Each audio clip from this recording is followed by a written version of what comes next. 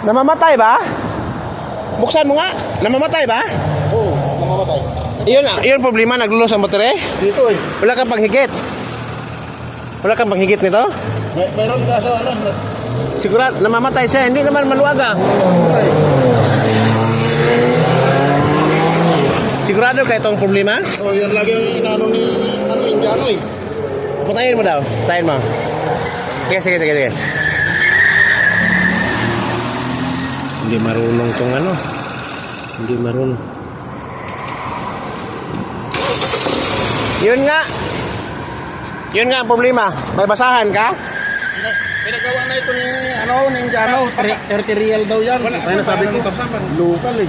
Walang pang... Ano to? Ganito ang bilhin mo. Yun nga yung sinabi ko sa kanya, ganito. Kasi ito, naglulus ito eh. Papalitan mo talaga. Paulit-ulit tayo dito. Oo, paulit-ulit nga eh. Ah. Nagtutulak nga ako. Hawakan mo muna. Hawakan mo. Sige. May tools pa yata naipit ito. Okay na yan. Pag ano ka dito bro, pag nagtagtag, patayan. Tapos ano ito, boss? Ha? Sabi sa atin. Mindanao din? Para ako? Tapos, salamat.